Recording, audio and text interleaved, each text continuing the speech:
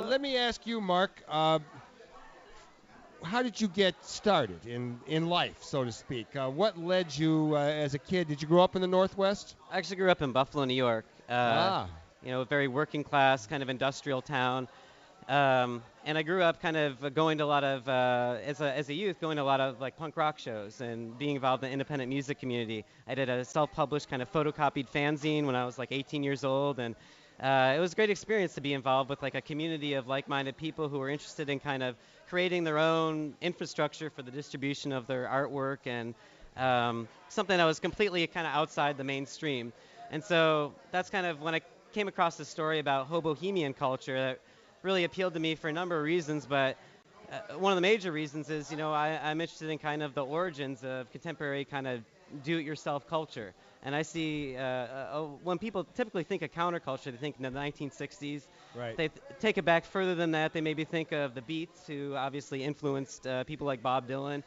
But then if you read, of course, like, On the Road, Jack Kerouac, very nomadic spirit, and that comes a lot from the hobos. And if you were to read, people even like Kenneth Rexroth, who grew up here in Chicago, is a very clear link between, he used to go to the Dill Pickle Club as a kid, and he talks about it in that book, an autobiographical novel. So it's actually like a very clear lineage between hobohemian and the Beats, and so that spirit of the do-it-yourself culture, I think, is very present in a lot of the public forums. So the Dill Pickle Club had everything from a big part of it, I think, is to mention is like the soapboxing, the debates, the public discourse, which I think is kind of is something that's been lost in contemporary society.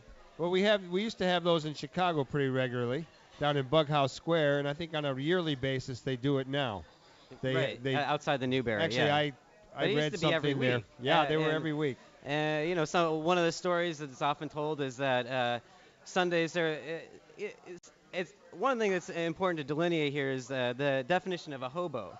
A hobo used to be Right now, because it's not a bum.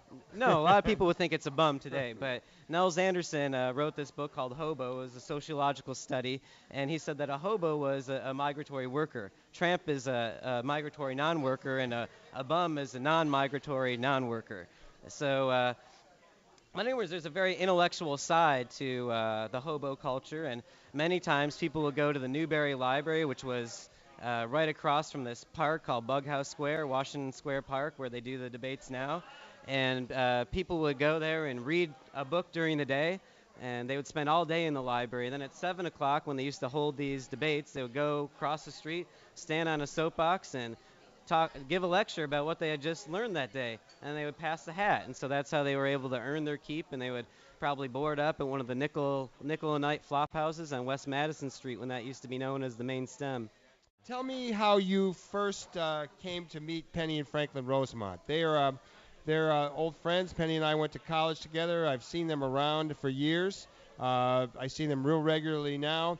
We've carried this book in the Heartland General Store, The Rise and Fall of the Dill Pickle, Jazz Age Chicago's wildest and most outrageously creative hobohemian night spot. When did you first meet Penny and Franklin, and what was your take on meeting them?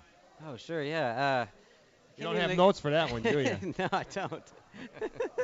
In fact, I can't even actually remember exactly how we got into correspondence, but I may have just written them. I think I ordered one of the IWW songbooks, which they still put out. The IWW, of course, were not only a union, but they were a singing union, and they used to sing these old songs, religious kind of parodies on religious songs of the day. And they publish all sorts of socialist and leftist, I guess the oldest socialist publisher in the United States. And of course they put out this publication about the Dill Pickle Club and all sorts of kind of interesting books about hobo culture. And so just kind of got in touch with them, and they seem like they've been longtime radicals involved with the SDS and I guess the Bugs Bunny Gallery. So yeah, and they live in our neighborhood. Marc Moscato, you're involved now with this show that's going on at Mess Hall.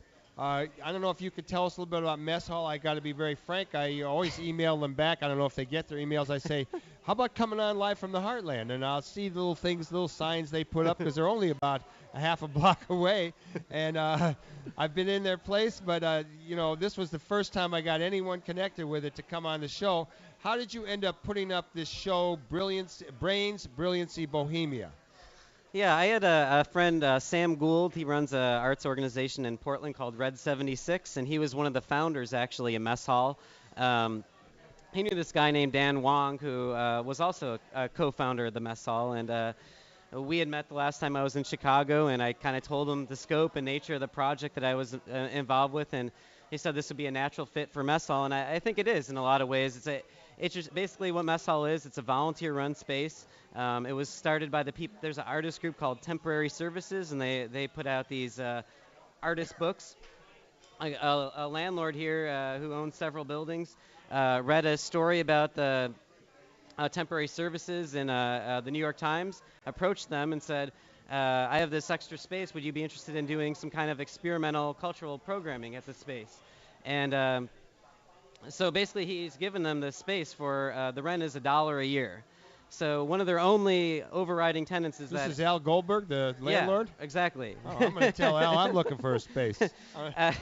So one of their only tenets at Mess Hall is that all the events are free. Uh-huh. And so basically it's a volunteer-run space where everything from yoga class to lectures and any kind of, it's basically what people put into it.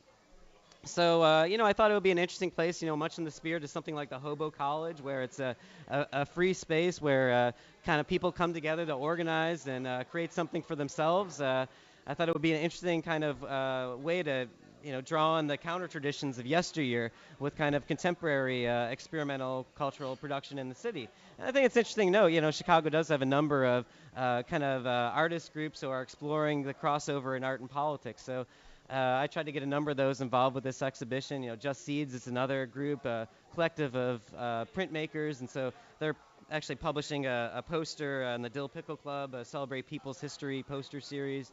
So yeah, the show is up till the 26th, and I encourage people to come check it out. Marc Moscato, let's go back to the Clap Doctor, to Ben Reitman. Can you tell me why he's called the Clap Doctor, and what was that all about? Sure, he was a doctor for prostitutes, hobos, really the down and outers. Serving the masses. Serving the masses, yeah. And he was also he knew Al Capone, and he was Al Capone. He services many Al Capone's prostitutes, and he was just this very flamboyant kind of guy. He had to have this cape and a cane that he would walk down the street with, and a very interesting character.